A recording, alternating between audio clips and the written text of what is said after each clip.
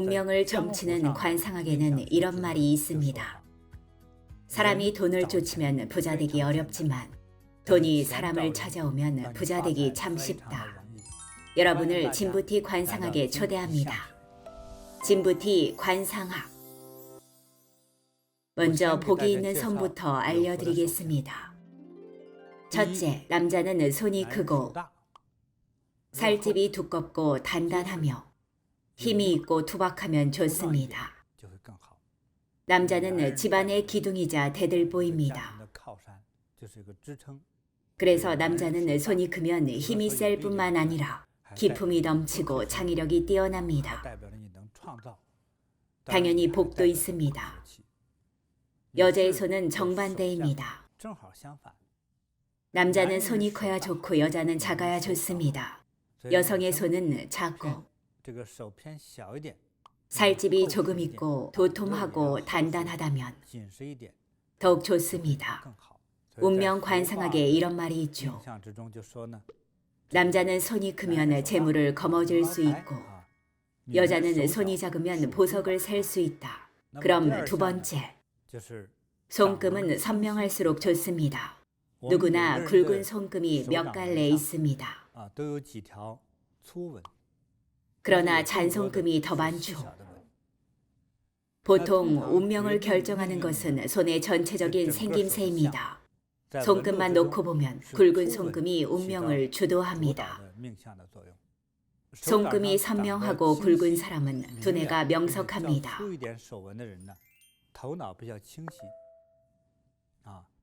이런 사람은 매사 핵심을 잘 파악합니다. 반대로 중요한 굵은 손금이 옅거나 잔손금이 많고 복잡하다면 사고방식의 주객이 바뀌죠.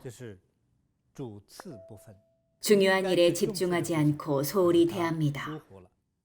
예를 들어 오늘 저녁에 중요한 약속이 있다면 특히 여성은 예쁘게 단장해야겠죠. 8시에 반드시 만나야 하는데 화장을 9시 반까지 하다 보니 결국 상대가 떠나서 못 만납니다. 이처럼 늘 불필요한 일에 에너지를 쏟습니다. 하지만 운명은 어느 정도 바꿀 수 있죠. 즉 꾸준한 수행을 통해 지혜가 늘어나면 중요한 굵은 손금들이 점점 선명해질 겁니다. 총명하고 지혜로워집니다. 세 번째가 아주 중요합니다. 손바닥에 부귀한 손금 모양이 있습니다. 첫 번째는 삼각형입니다. 어떤 삼각형은 꼭지점이 위로 향하고 어떤 삼각형은 아래로 향하죠. 다양한데 뭐든 삼각형이면 좋습니다. 엄지 쪽으로 치우칠수록 더 좋죠. 그리고 원보 모양이면 더 좋습니다. 손바닥의 손금은 그려내는 것이 아닙니다. 타고나는 거죠. 원보형 손금이 실제 하는데 원보가 무엇일까요? 옛날 나무배의 옆모양입니다. 이런 손금이 있으면 반드시 부자가 됩니다. 전생에 공덕을 쌓았기 때문이죠. 전생의 공덕 때문입니다. 공덕과 선행을 쌓았기에 따라오는 재물입니다. 한 쌍의 연인이 있었어요. 남자 이름은 아주이고 여자는 샤오차이였는데 둘은 다투고 헤어지려 했죠. 샤오차이는 예쁘고 단정한 도시 아가씨였습니다. 하지만 아주는 시골 출신으로 가난하지만 성실하게 공부해서 어렵게 대학까지 마쳤죠. 아주는 대학생 시절에 아무것도 살 수 없었습니다. 시간이 날 때마다 아르바이트를 하거나 도시 아이들에게 과외를 하며 어떻게든 열심히 돈을 벌어야 했죠. 그렇게 노력하는 모습은 샤오차이의 마음을 움직였습니다. 하지만 시간이 길어지면서 샤오차이는 아주가 자신에게 아무런 선물도 해주지 않자 남자친구가 있는 다른 친구들과 비교하기 시작했습니다. 밸런타인데이에 무슨 선물을 받았는지, 생일에는 남자친구가 뭘 사줬는지 그렇게 비교하다 보니 받은 게 없습니다. 생수나 한 병 받았을까요? 샤오차이는 너무 창피했죠. 그러다 한번 크게 싸웠고 헤어질 위기에 놓였습니다. 마침 저를 알고 있던 아주의 친구가 둘이 결혼할 수 있는지 제게 묻더군요. 그렇게 둘은 저를 찾아왔죠. 샤오차이는 정말 화가 나서 제 앞에서 탁자를 내리치더군요. 네가 그러고도 남자야? 생일에 뭘 해줬어? 발렌타인데이는 어디 있었지? 그녀의 얘기를 들어보니 동정심이 생기더군요. 무슨 남자친구가 그렇습니까? 하지만 아주의 집안 사정을 들어보니 나름 충분히 노력했더군요. 그는 그녀를 깊이 사랑했지만 그녀는 현실적이었죠. 전 헤어질 거예요. 제가 말했죠. 두 사람이 알아서 하십시오. 제가 해줄 수 있는 말은 한번 결정했으면 그 결정에 따르라는 겁니다. 후회만 없으면 됩니다. 샤오차이는 먼저 자리를 박찼습니다. 어차피 헤어졌으니 먼저 갈게. 아주는 눈물을 훔치며 붙잡지도 못했죠. 그가 참 불쌍했습니다. 얼굴을 들여다보니 관상학적으로 정말 복이 없는 상이더군요. 제대로 먹지도 못했고 체구도 크지 않고 기운도 강하지 않았습니다. 손을 들여다보니 손금도 좋은 부분이 없었죠. 즉 손바닥에 복이 없고 손도 크지 않았습니다. 하지만 삼각형 모양의 손금이 어렴풋이 있었습니다. 수상을 다 본 뒤 그가 물었습니다. 제 팔자가 좋아질까요? 운명 관상학으로 본다면 매우 평범합니다. 당신은 아주 평범한 사람입니다. 대학에 진학한 것도 대단하지요. 타인보다 100배는 노력해야 합니다. 더 많은 모욕과 좌절을 견뎌야 합니다. 하지만 열심히 노력하여 선행을 많이 하고 상스러운 일을 많이 하여 그만한 공덕이 쌓이면 운명이 바뀝니다. 방금 본인도 친구들은 부귀한 팔자를 타고 나서 아버지가 권력이 있거나 돈이 있지만 본인은 아무것도 없다고 했죠. 왜 이런 팔자냐고 물었죠. 불법에서는 그 친구들은 전생에 복을 지은 덕분이라고 말합니다. 그럼 저도 가능한가요? 그럼요. 얼마나 많은 사람들이 이치를 몰라 괴로운 삶을 삽니까?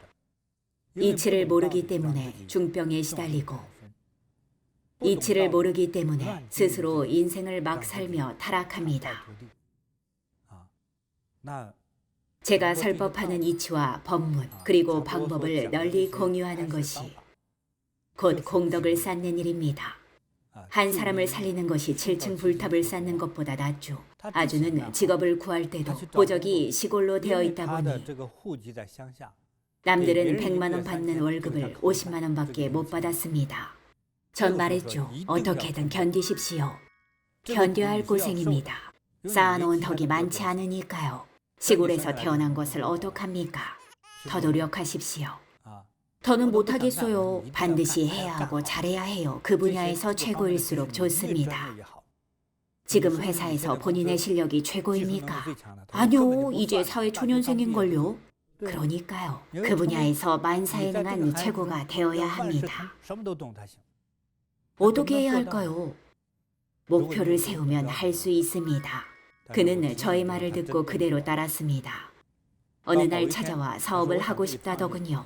전 세상은 넓고 할 일은 많으니 하라고 했죠. 그리고 아주는 36세쯤 저를 다시 찾아왔습니다. 한눈에 봐도 풍채가 남달랐습니다. 훤칠하고 건실해 보였고 얼굴은 화색이 돌며 마침내 출세와 성공을 이뤘죠. 자기 회사에 개인 사업까지 있는 사장님이 되었습니다. 직원 수가 200명이 넘고 사랑스럽고 현명하며 지혜로운 아내도 있었습니다. 그가 사업을 하겠다고 할 때 전 그의 손금을 봤습니다. 손바닥 가운데 있는 보탑 모양의 삼각형 손금이 아주 선명하게 빛났습니다. 사업을 해도 될지 물었을 때 전 세상은 넓으니 마음껏 재능을 펼치라고 했죠.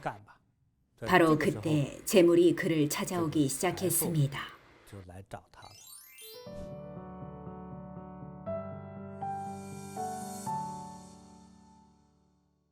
기억할 점은 조상의 사업을 물려받는 운명도 있습니다. 부모와 조상이 물려준 것은 자신이 전생에 닦은 것이 아닙니다. 복이 있어 재산을 상속받았을 뿐이죠. 방금 말한 원보 모양과 삼각형 모양의 손금은 자신이 과거 생에 지은 선행으로 찾아온 부귀와 재물입니다. 사각형 모양 손금도 있습니다. 꼭 반듯한 사각형이 아니어도 되지만 거의 사각을 이루어야 합니다. 예를 들어 직사각형이나 정사각형 또는 마름 모양도 됩니다. 내변으로 이루어진 네모난 모양의 손금을 말하죠.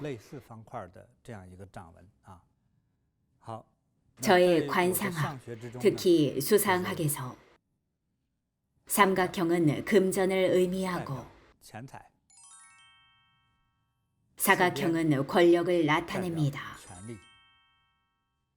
네 번째는 사업선입니다. 사업선이 길게 잘 뻗은 손금은 손목 시작점에서 중지 아래까지 뻗어 있습니다. 몇 개의 가로 손금을 뚫고 중지 아래까지 닿습니다. 이런 손금을 사업 통달선이라고 합니다. 어떤 사람은 사업선이 중간에서 끝나거나 갑자기 방향이 틀어집니다. 이런 경우는 대부분 젊은 시절의 학업이나 구직 활동에 어려움이 있고 순조롭지 못함을 의미합니다. 그렇다고 장래에 성공 못한다는 건 아닙니다. 그렇지 않습니다. 다만 학업이나 첫 구직이 어려울 수 있습니다. 혹은 전공 분야가 아닌 다른 일을 하게 됩니다. 편제를 구한다라고도 하죠. 예를 들어 경영학이나 마케팅을 전공했지만 전공이 마음에 들지 않습니다. 또는 일자리가 구해지지 않아 건축업에 종사합니다. 그리고 30세 이후에 건축업계에서 크게 성공하죠. 대략 이런 상황을 말합니다. 사업선이 선명하고 잘 뻗은 사람은 보통 졸업 후 취직까지 순조롭습니다. 다섯째는 오악조천입니다. 오악조천은 손바닥 둘레에 총 5군데 솟아난 살집이 있는 경우입니다. 첫 번째는 엄지 아랫부분입니다. 대부분 불록합니다. 두 번째는 여기 아래, 수어제라고 부르는 부분이죠. 그 다음은 네 손가락 사이에, 네 손가락 밑에 이어진 곳에 솟아오르는 살집이 있는 경우입니다. 마치 손바닥에 5개의 상서로운 산봉우리가 솟아있는 듯하죠. 손에 5개의 상서로운 산봉우리가 있다면 5가지 뜻대로 이루어지는 순조로움이 따릅니다. 오곡이 풍성합니다. 과거 중국은 농경국가였죠. 집집마다 풍작을 기원했습니다.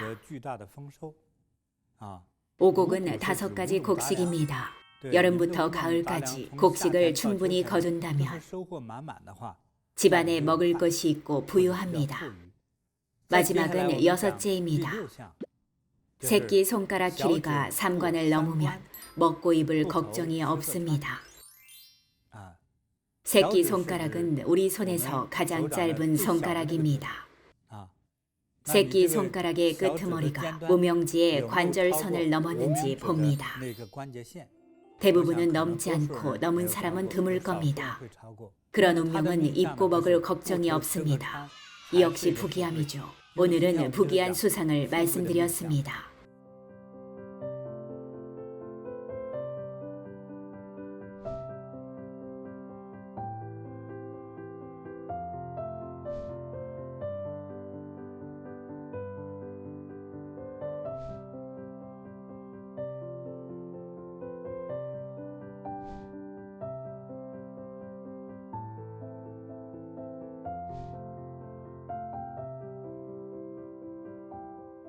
관상과 수상을 배워두면 인생에 많은 도움이 됩니다.